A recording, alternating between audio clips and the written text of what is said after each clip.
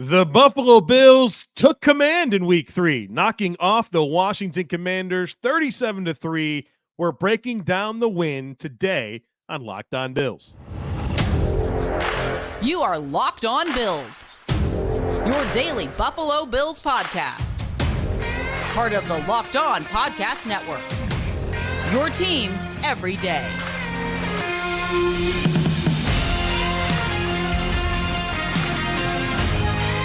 What's up, Bills Mafia? It's Joe Marino, author of Go Bills and Buffalo's Run, also the co-host of the Locked On NFL Scouting Podcast, and I'm your host of Locked On Bills.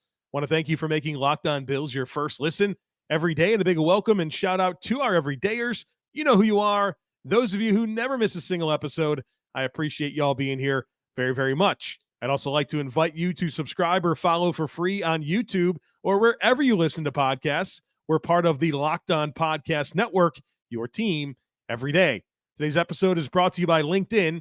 LinkedIn Jobs helps you find the qualified candidates you want to talk to faster. Post your job for free at linkedin.com/LockedOnNFL. That's linkedin.com/LockedOnNFL to post your job for free. Terms and conditions apply. Happy Victory Monday to you. The Buffalo Bills defeated the Washington Commanders 37-3 and improved to 2-1 on the season. Folks, there is a lot to like from this football game, and there are some things to clean up. And so as we do, we're going to have a conversation about the things that I liked from the Bills game and the things that I didn't like from the Buffalo Bills game. And then, of course, we'll get into my predictions. We'll talk about the AFC East and all those types of things. And for the last two games, the Jets game and the Raiders game, we had to start our conversation around Josh Allen.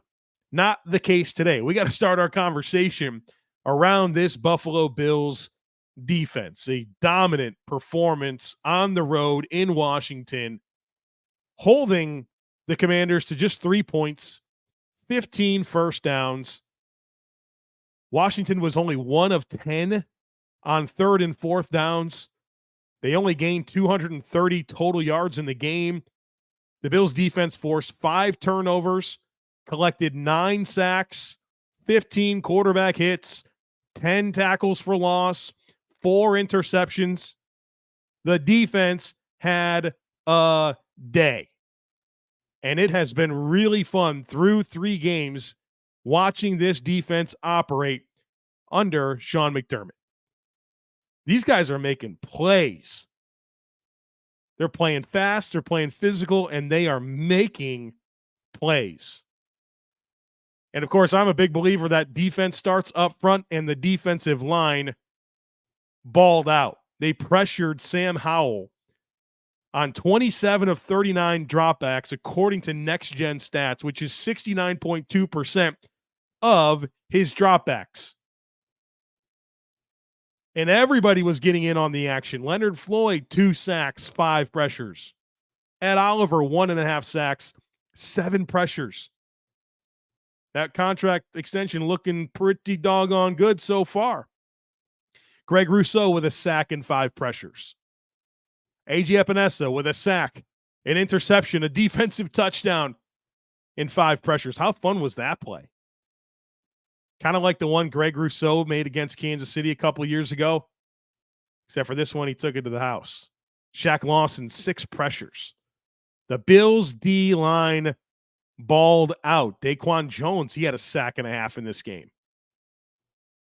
I mean, you have like 4 guys with multiple sacks. An absolutely relentless effort from the Buffalo Bills defensive line. Now, it doesn't come as much of a surprise to me. I watched this Washington team. I studied both of their games, and I felt like their tackles were vulnerable, and I felt like Sam Howell held onto the football. And those things absolutely happened, and the Bills were able to capitalize and really be disruptive with their defensive line. So, big old bouquet of flowers going towards this defensive line. Oh, by the way, that Von Miller guy is coming back pretty soon. The Bills have to get through next week. But then he's eligible to come off the physically unable to perform list, and he can play against Jacksonville in week 5, the Giants in week 6. And so you are adding, you're not just adding a guy to this defensive line. You're adding one of the premier defensive linemen in all of football in Von Miller. And so I'm excited for what we've seen from this defensive line, and I'm excited for what's going to come when Von Miller is back being part of this mix. I mean, now you're going to put like Leonard Floyd in a bench role? Good problem to have. And it especially allows you to be calculated with Von Miller, right? You want Von to come back and be Von. And ultimately, you want Von to be Von down the stretch and in the playoffs. Having Leonard Floyd to go with Greg Rousseau, and of course, all the depth that you have, positions you very, very well to take some of that urgency off of Von to come in and play a huge volume of snaps, but he can get calloused up and contribute to this football team in the ways that they need it most. So the defensive line was dominant. The linebackers. Terrel Bernard, folks. The dude is balling out. 7 tackles, 2 sacks, 2 tackles for loss, a pass breakup, 2 quarterback hits, and an interception. Also a fumble recovery. I mean, this guy might be the AFC Defensive Player of the Week. Probably deserves it. And man, oh man, is he making me look silly. I talked all offseason long about how concerned I am about this middle linebacker position and replacing Tremaine Edmonds. This dude is absolutely delivering. It's not going to take an all-22 review for me to tell you how good he played. You saw it. It was right there. The guy was making splash plays.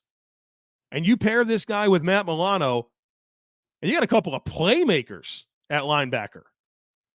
And thinking back to the conversations we had during the offseason about the Bills and them wanting to have 2 matchup linebackers, and they have it. And this is producing great results to this point. And I love the splash plays. That we talked for 5 years about Tremaine Edmonds, and when are the splash plays going to come? Terrel Bernard's in his first season as a starter, and he is filling up splash play after splash play. It is fun to watch. The dude is balling out. Now, sustain it, stay healthy, all that stuff, but through 3 games, I mean, could you be more satisfied with what you're getting from Terrel Bernard? The dude is balling out. How about the defensive backs in this game? Trey White and Micah Hyde coming up with interceptions. Obviously, there wasn't much out there for Washington in the passing game. Couple of plays. They hit the Curtis Samuel play on Christian Benford. It's a bit of an athletic mismatch. Curtis Samuel's a 4-3 guy, was able to get behind Benford and completed that one long pass, but there wasn't much for Sam Howell to work with in terms of space to fit the football. Trey White with an interception. Micah Hyde with an interception. Good to see it for those guys, right? Micah Hyde missing all of last year. I think he's been the best safety on the team so far this year. Comes up with a nice interception. And how cool was it to watch that mic'd up from the Bills official YouTube? Mic'd up Micah Hyde last week, and he's talking to the football and just begging it to come to him. He wants to make that interception. You know that means a lot to that guy to be able to make that play. And then Trey White. Felt like a vintage Trey White play. High leverage situation. Washington's threatening to score. And he just undercuts the route and picks it off. A great play by Trey White. And what's interesting about the Bills' DBs in this game is it felt like they were willing, or the Bills were willing to play a bit more man coverage. Now, I'll study it and figure it out, but it felt like they played a little bit more man coverage this week compared to previous weeks, which I wouldn't have expected based on Jahan Dotson and Terry McLaurin as their top receivers. But they mixed up their coverage a little bit and made some plays, and obviously those plays were made courtesy of a lot of what was happening in front of them with the pass rush. And you know, Sean McDermott talks about it all the time, but anytime you can marry up the pass rush with the coverage, you're going to be tough. You're going to be a tough team to complete passes on.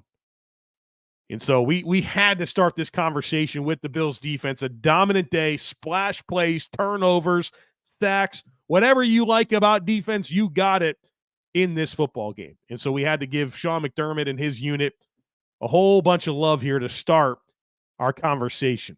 Now, in just a moment, we're going to talk about some things I liked offensively, especially the offensive line. So stick around for that. But first, I need to tell you about LinkedIn. These days, every new potential hire can feel like a high-stakes wager for your small business. You want to be 100% certain that you have access to the best qualified candidates available, and that's why you have to check out LinkedIn Jobs. LinkedIn Jobs helps you find the right people for your team faster and for free. And folks, it's so easy to create a free job post over at LinkedIn Jobs. And then once you do, add your job and the purple hashtag hiring frame to your LinkedIn profile to spread the word that you're hiring. Then simple tools like screening questions make it easy to focus on candidates with just the right skills and experience so you can quickly prioritize who you'd like to interview and hire. That's why small businesses rate LinkedIn Jobs #1 in delivering quality hires versus leading competitors. LinkedIn Jobs helps you find the qualified candidates you want to talk to faster. Post your job for free at linkedin.com/LockedOnNFL. That's linkedin.com/LockedOnNFL to post your job for free. Terms and conditions apply.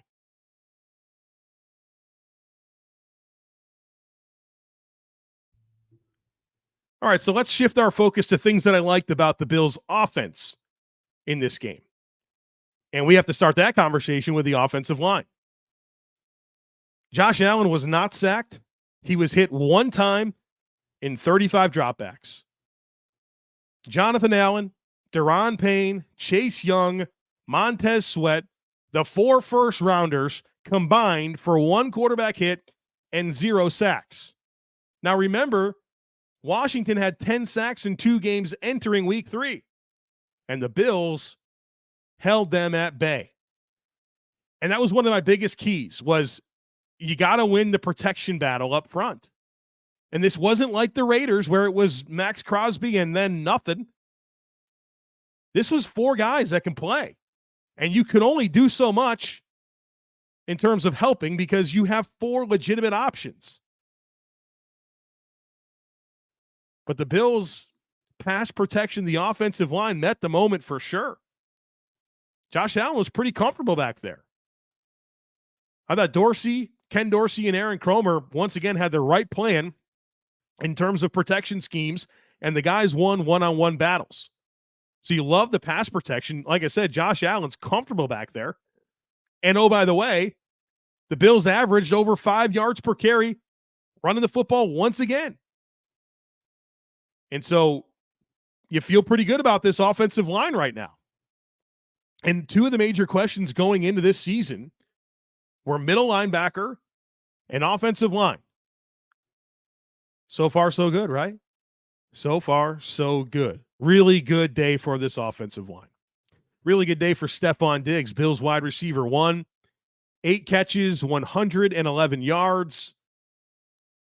Guy stepped up, right? That's 2 100-yard games in the first 3 of the season. You know, Josh Allen had 218 passing yards in this game. Over half of that went to Stefon Diggs. Now, there's some bad with that, but we're talking about the good here and the things that I liked. And Stefon Diggs continuing to be that guy for Josh Allen to produce. And other guys really weren't producing in the passing game outside of Stefon Diggs with any level of consistency. 17 could rely on 14 per usual. 8 catches for 111 yards. How about James Cook in this football game? 15 rushes for 98 yards, had 2 catches for 14 yards. So 17 total touches for over 100 yards from scrimmage, 112 yards from scrimmage for the Bills starting running back. And he just continues to be a major part of this offensive operation. I think he's had north of 15 touches in every single game to this point. And so I'm looking real silly for not thinking he's going to touch the ball 250, 300, 325 times this year. They really must feel good about James Cook and his ability to handle this volume because he's getting it week over week. And he's producing, right? There's an explosiveness about him. He can make some really impressive cuts. Feels like there's times when he's pounding the rock where I'm holding my breath thinking that he's going to break a big one. So James Cook continues to deliver as this team's feature back. That's encouraging to see because I don't remember. I respect Devin Singletary a ton. I really, really do. But never this level of consistency with volume. He topped out around 225 touches a year. And certainly there's another gear that I love about James Cook. I'm not talking down on Devin Singletary. He's a nice player. But you can tell based on the volume with James Cook that They really believe on what he can be for this offense, and so far, so good. How about Josh Allen in this game? Not the greatest Josh Allen performance of all time, but there's some things that I really liked about what he did. I think, first of all, he was the right amount of aggressive in this game. Love that touchdown pass to Gabe Davis. Pretty sure that was an under center look, play action. I mean, an absolute laser on a kind of a corner route there, right? 35-yard touchdown pass, probably 40 yards in the air. I think Ken Dorsey did a great job of anticipating the coverage they were going to get. Dropped it in there. Great call, great execution. Love that touchdown pass. Love the rushing touchdown for Josh. Fun celebration, finger roll. I also love that he slid. I mean, you smiled when he slid. It's been a big conversation coming out of the game. Sean McDermot was asked about it. Josh Allen was asked about it.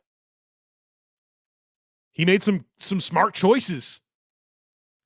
And so you think about Josh in this game, he was only hit one time because he ran the ball 3 times. He slid twice. Once he scored a touchdown.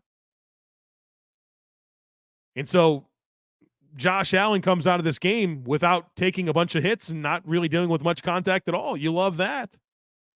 Credit to Josh, credit to the offensive line. That's what I really enjoyed about the offense. Josh Allen, James Cook, Stefon Diggs, and the offensive line. That was the best part of the Bills' offense, those dynamics. I think a lot of other things left something to be desired. We'll talk about that in just a minute, but got some bouquets of flowers to hand out to the Bills' special teams. Tyler Bass, 3 of 3 on field goals, 4 of 4 on extra points, so a perfect 7 of 7 for Tyler Bass, including that 54-yard field goal. That was a big one. That was a pretty high-leverage situation. You're up 13-0 just before the half. Obviously, he makes the field goal to go up 16-0. That was a 54-yarder. If he doesn't make that, Washington gets the ball at the 44, and they're probably feeling good about getting the next 2 possessions, right, that to close out the first half and to start the second half. Bass drilled it. And we're talking about tough conditions, right? On grass, outdoors, on the road, wet football field. He put it through the pipes. I mean, that was as pure of a kick as you're going to see. I mean, how far would that have been good from? 70? Dude crushed it. And that was a high leverage kick. High leverage kick. But all in all, 7 of 7 on a tough day to kick field goals. Good job by Tyler Bass. Sam Martin, 1 punt, but it was a beauty. 70-yard punt, 50-yard net. Oh, man, he was so close to pinning that thing like inside the 1-yard line. Boomed it. Great punt. 50-yard net. I mean, even with the touchback, you get a 50-yard net. You'll take that. Now, obviously, you'd love to put them there right at the 1 where you were almost able to do it, but you're not really going to catch me complaining about 50-yard net punts anytime. And then also a clean day fielding punts and a couple of returns there from Deontay Hardy. I'm still getting comfortable with Deontay Hardy as a punt returner. You know, that's something that I'm always anxious about it. Maybe that's a fundamental problem with me, but I'm always anxious about punt returns because you just see them going bad, right? You stop a team, you want the ball back. You don't want muffs. You don't want inconsistent decision-making. And so I'm still, Deontay Hardy, not that he's got to prove anything to me. I'm just a podcast host. But my comfort with Deontay Hardy is growing as he continues to be a clean handler of the football and a good decision maker as a punt returner. You just see a lot of blunders every week doing that. And so far, so good for Mr. Deontay Hardy. All right, folks, I actually have quite a few things that I didn't like from this game. Some things that I want to bring to everyone's attention here in just a moment. So stick around for that. But first, you love the convenience of getting what you want right to your front door. We all love that. And with DoorDash grocery delivery, you can stock up for the week or order last-minute cravings conveniently. You've trusted DoorDash to deliver your restaurant favorites, and now you can get grocery delivery that actually delivers too. With thousands of grocery stores to choose from, you'll find the best in your neighborhood and boost your local economy with each and every order. You'll get exactly what you ordered every single time, or they'll make it right. So sit back and enjoy quality groceries just like you picked them out for yourself. Got a deal for you. Get 50% off your first DoorDash order up to a $20 value when you use code LOCKEDONNFL at checkout. Limited time offer. Terms apply. That's 50% off up to $20, no minimum subtotal, and zero delivery fees on your first order when you download the DoorDash app in the App Store and enter code LOCKEDONNFL. Don't forget, that's code LOCKEDONNFL for 50% off your first order with DoorDash. Bills Mafia, let's get personal for a minute. Has anyone ever been caught skinny dipping? You know what I mean.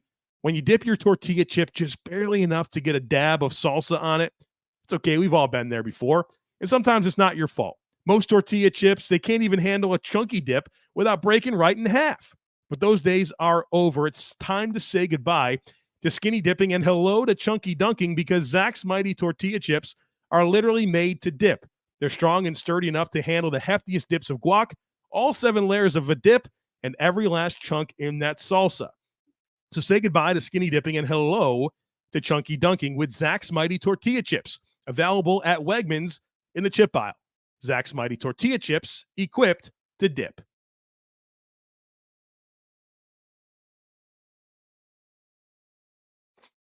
All right, folks, there's some things I didn't like in this football game.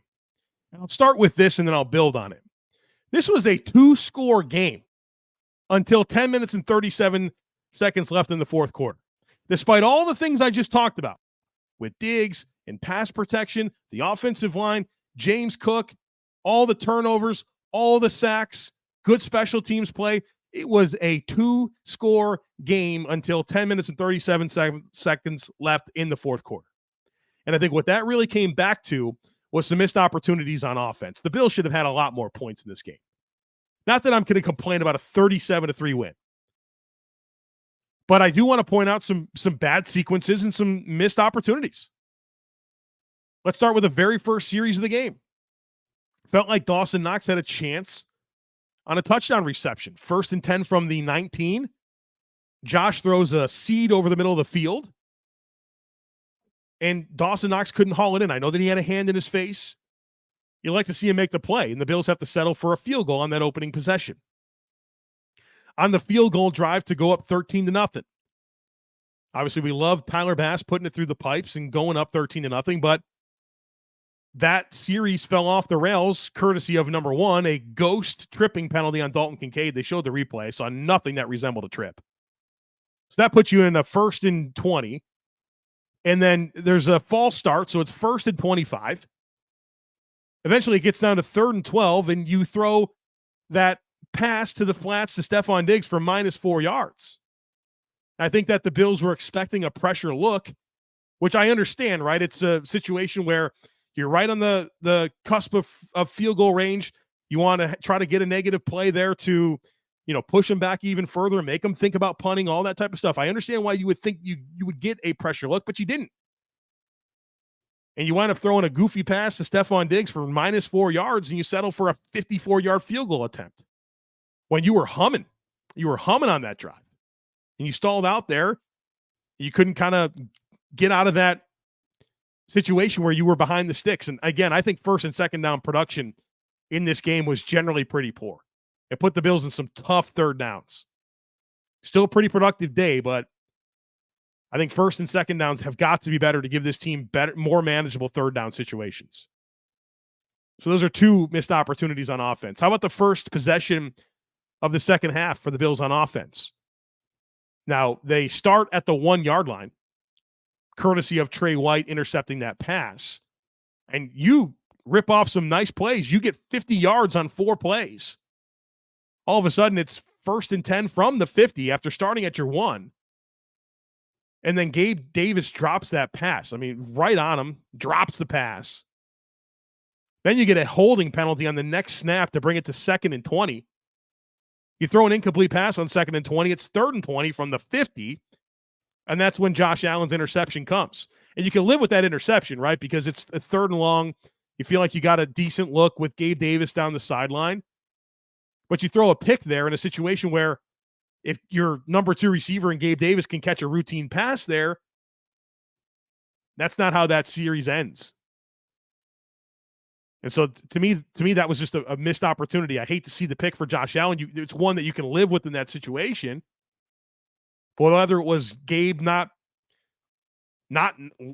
catching the football and then, of course, not allowing Kendall Fuller to pick that off, or, the The holding penalty, there's just some sequencing there that was bad that took the Bills out of a situation where they're humming on offense to a turnover to end the drive on 3rd and 20. Then the very next series, you go for it on a 4th and 1, and the Bills line up in shotgun, and the pass is batted down at the line of scrimmage by Daron Payne. And 4th and 1, Josh Allen's your quarterback. Sneak it. Do anything but a shotgun pass. Didn't like that. And so I think you had 4 offensive series that you didn't maximize. And look, I am not expecting everything to be perfect all the time. But that game had no business being a 2-score game with 10:37 left in the 4th quarter. And those 4 opportunities in particular, those 4 drives and how they ended got in the way of it and made this game a lot closer than it should have been. And so those missed opportunities are how you let a team hang around, and it's still a 2-score game in the 4th quarter. I thought the Bills had some opportunities offensively to mix in the run a little bit earlier in the game. There was a point in the game where the Bills had 27 passes and 15 runs. I wish I could remember exactly what the moment in the game was, but I remember looking at the stats and seeing 27 passes and 15 runs, and the Bills are up by 10, and I'm like, maybe there's some chances here that you could lean into your rushing offense just a little bit more. I didn't like the non-Stefon Diggs weapons in the passing game. Nobody on the team had more than 2 catches than Stefon Diggs. Gabe had the drop. He didn't win another contested situation, and ideally he doesn't let Kendall Fuller pick off that ball. Dawson Knox had a chance at a touchdown reception.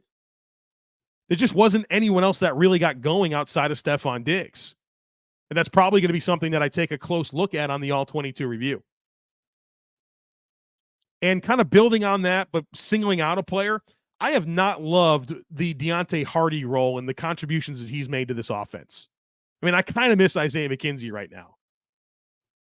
He doesn't look as explosive as he did in New Orleans, and I'm concerned about that because he had that significant turf toe injury. He doesn't look that dynamic to me. He entered this game with 5 catches for 13 yards and 1 rush for 4 yards, so 6 touches for 17 yards. And in this game, he has 2 rushes for -2 yards and 2 catches for 15 yards. So now he's up through 3 games, 10 touches for 32 yards. I don't know. I just don't feel like – I don't think he's humming at all. That role, they look like wasted plays to me. And so I want to see better production out of that gadgety type role. There's something that's meant something to this offense. Again, I'm not overstating Isaiah McKenzie, but for that role, he's pretty good at it. Looked a lot better than Deontay Hardy to this point. And then I'll make one note here about the run defense. It felt a little bit shaky to me. 13 rushes, 105 yards. That's over 8 yards per carry. Now you can live with some of that because you're talking about a game that you're leading and, but at the same time, a couple of goofy situations, some missed tackles in the backfield. Brian Robinson's a nice running back. I talked about that this week. He's a good player. But even Shaq Lawson on that one play that Antonio Gibson was able to get a nice run, just didn't read the play correctly and kind of had himself twisted up in the backfield. So I thought the run defense was a little bit shaky in this game, and obviously something they'll need to clean up moving forward. All right, let's get to my predictions in the AFC East. My predictions, I have 5 predictions. I'm always accountable to them. My first one was that Greg Rousseau would get his first sack of the season. Yes, that happened. And I was a little bit nervous because everyone was getting sacks. Kind of took later in the game to get Rousseau to get his first sack, but it happened and kind of put an exclamation point on a really good day for this Bills pass rush. Number 2, I predicted the first non-linebacker interception of the season. We got that. We got it twice. Micah Hyde and Trey White.